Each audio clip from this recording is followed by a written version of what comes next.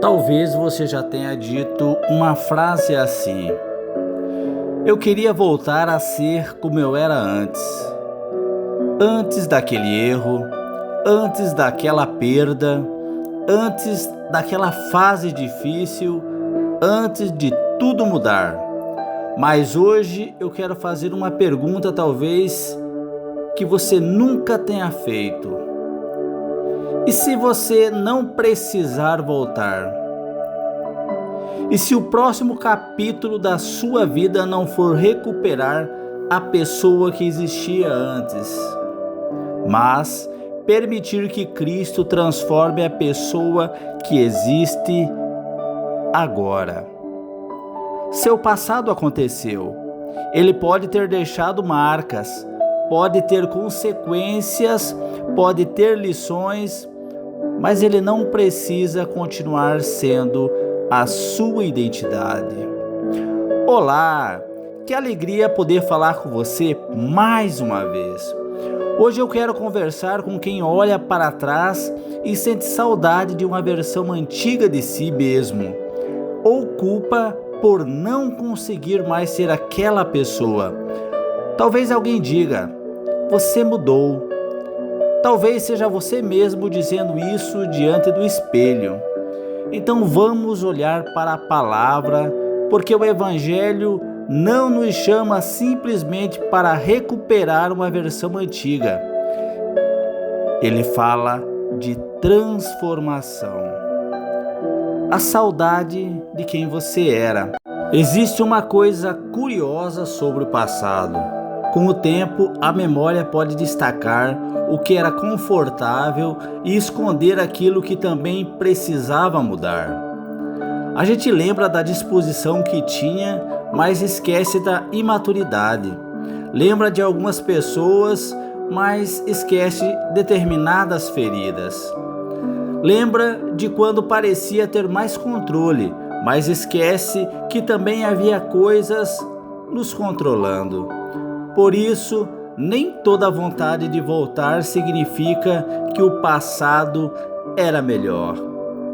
Às vezes significa apenas que o passado era conhecido, e o conhecido parece seguro, mesmo quando já não cabe mais na pessoa que estamos nos tornando. Mas também precisamos tomar cuidado com o outro extremo. Mudar não significa automaticamente melhorar. Existem mudanças boas e mudanças ruins. A pergunta cristã não é simplesmente: eu mudei? A pergunta é: estou sendo transformado na direção de Cristo? Em Cristo, a identidade não fica presa ao passado. Paulo escreve em 2 Coríntios 5,17: se alguém está em Cristo, é nova criação. As coisas antigas passaram, eis que se fizeram novas. Nova criação. Paulo está falando de algo muito maior do que melhorar alguns hábitos. Ele está falando da realidade de uma vida reconciliada com Deus em Cristo. Isso não quer dizer que todas as consequências desaparecem no instante da conversão. Não quer dizer que memórias são apagadas. Não quer dizer que personalidade, história e responsabilidade deixam de existir. Quer dizer que o passado já não possui o direito de dar a palavra final sobre quem você é diante de Deus. Em Cristo, pecado confessado e abandonado não precisa virar sobrenome. Fracasso não precisa virar identidade.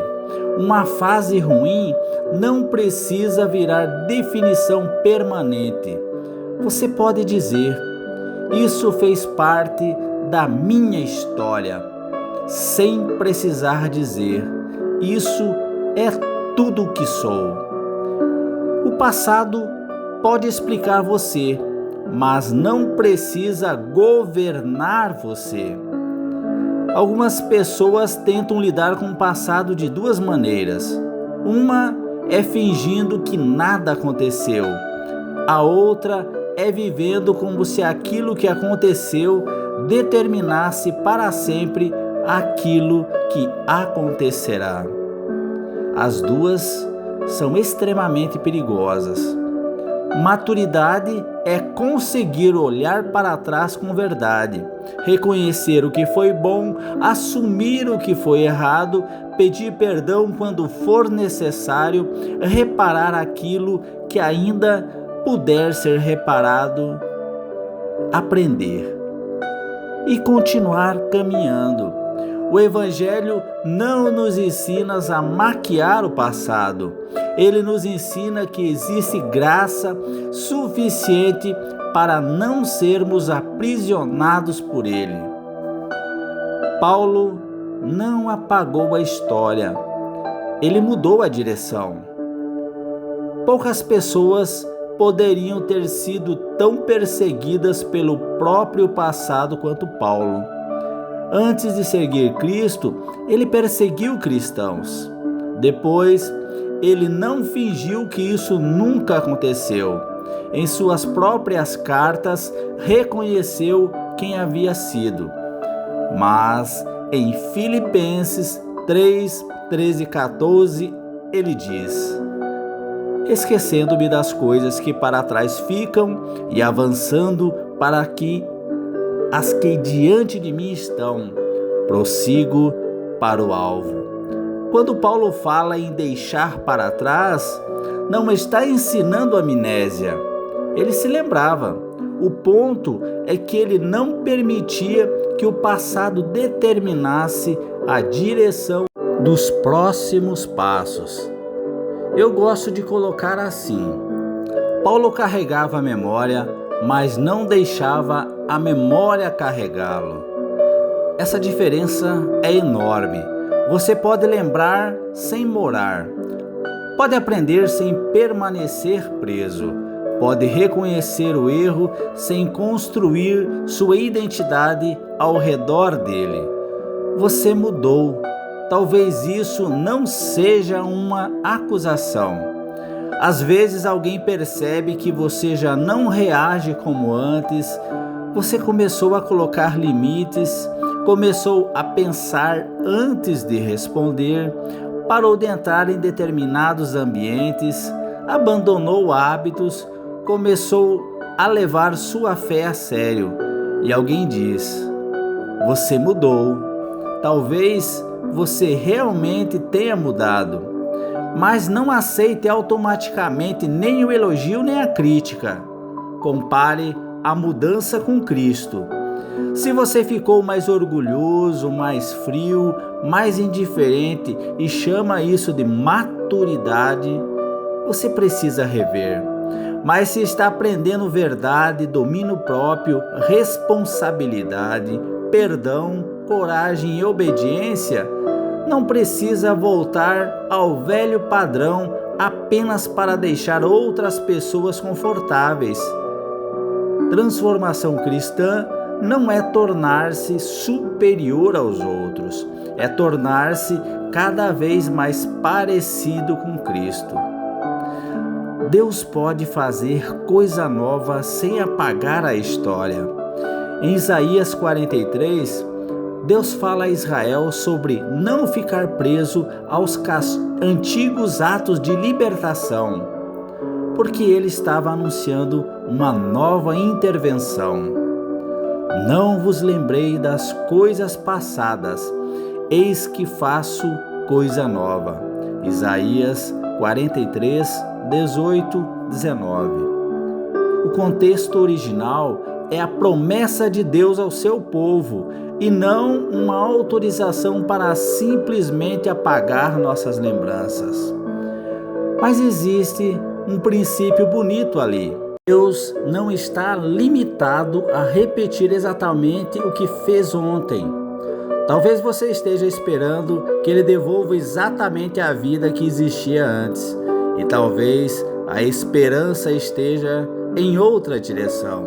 Não necessariamente recuperar tudo, mas descobrir que Deus ainda pode abrir caminho onde você só consegue enxergar deserto. A frase que eu quero que você leve. Então guarde isto. Deus não precisa devolver a sua versão antiga para ainda escrever uma história extraordinária com a pessoa que você está se tornando. Talvez você nunca volte a ser extremamente quem era. E talvez essa seja justamente a boa notícia, porque algumas coisas precisam ficar para trás, algumas precisam ser curadas, algumas precisam ser confessadas, algumas precisam ser desaparecidas e desprendidas, e outras precisam ser transformadas em testemunho. Você não precisa voltar ao início, pode começar novamente de onde está.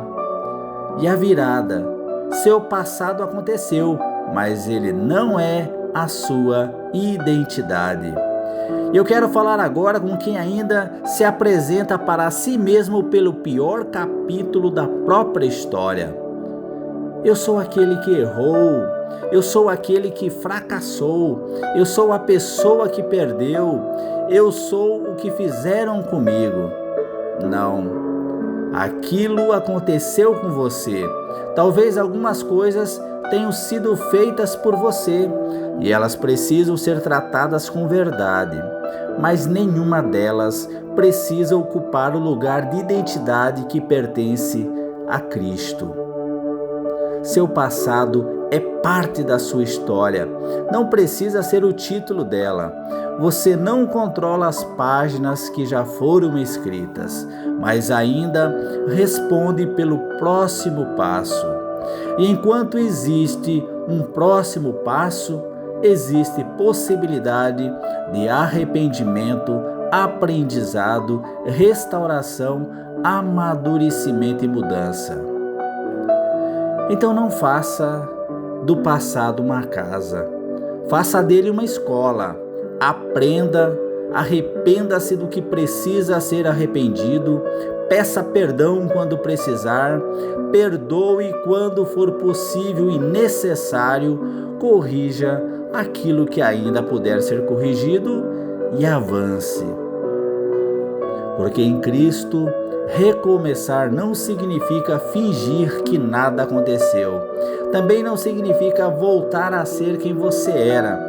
Significa permitir que a graça de Deus encontre você exatamente onde está e transforme a sua direção daqui para frente. Talvez você nunca mais seja exatamente como antes, e talvez essa seja justamente a boa notícia. Que Deus abençoe grandemente a sua vida, a sua família e os teus negócios, e que você possa realmente se libertar do teu passado e viver o presente, avançando para o seu futuro.